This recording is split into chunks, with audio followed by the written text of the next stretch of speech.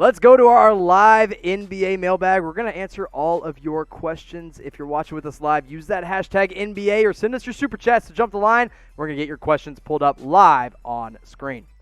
Ryan Vasquez coming in with the question says, 3-team trade. The Cavs get Hayward and Turner. The Celtics get Drummond. The Pacers get Kevin Love. All right, time to turn on my think brain and really think about how this would all work out.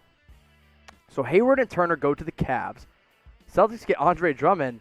Pacers get Kevin Love.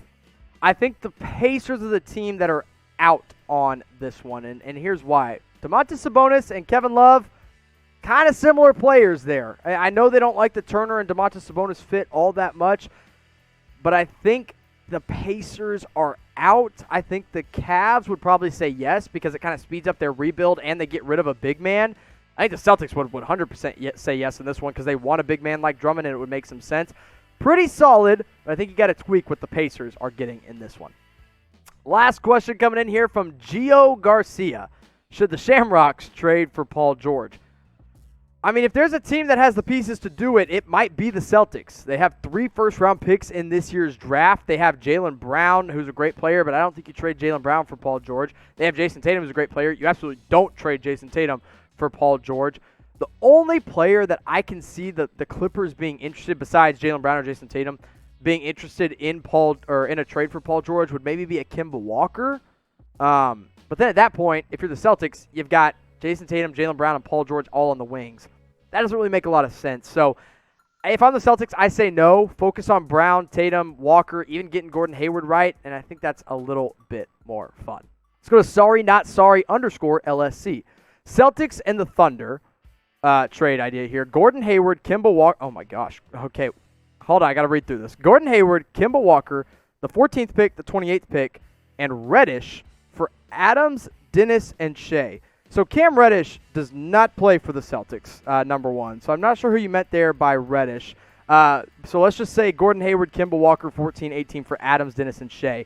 Thunder say no. They're not going to trade Shai Gilgeous-Alexander. Hayward's injury prone. Kemba Walker is so much older than Shai Gilgeous-Alexander.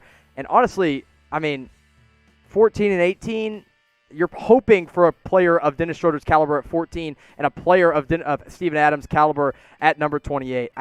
I just don't think this makes a lot of sense for the Oklahoma City Thunder. Also, the Boston Celtics have the 26th pick and the 30th pick, so they don't even own the 28th. So you got your picks and your players all mixed up there. Sorry, not sorry. So if you want to throw some other trade ideas, keep trying. We'll get better here. Don't you worry.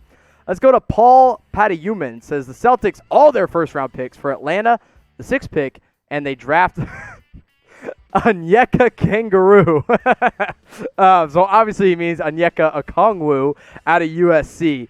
So the Celtics they currently have the 14th pick, the 26th pick, and the 30th pick. Unfortunately, let's read through this one more time. Celtics, all their picks to Atlanta for the 6th pick. I think Atlanta says no. I think Atlanta they want more talent. They don't care about they have enough depth at this point, and if you get 3 first-round picks, that just stockpiles your depth, and that's not really what they need to do. They need to hit on one more player in the draft, and you're more likely to find that at 6 than 14, 26, or 30. Let's go to Leary Lamont. Says, should the Celtics sign and trade Montrezl Harrell? So you got to do a sign and trade here, obviously, because Trez is a free agent for the Clippers, and the Boston Celtics just don't have that much money. If I'm the Celtics, I think you got to go out and get a big man. I just don't think it's a Montrezl Harrell. I think you got to get one of the stretch 5s that could be available. You know who I'd bring back if I'm Boston? And he's not the same player as Montrezl at all. I'd bring back Aaron Baines. I think he's a perfect fit in Boston. Enes Kanter, Daniel Tice, Robert Williams, they don't really cut it for me. I like Daniel Tice, but he's 6'8". That's not big enough to be a center in today's NBA. I don't hate the idea of a sign and trade for Montrezl Harrell, but I just don't think Boston's going to do it.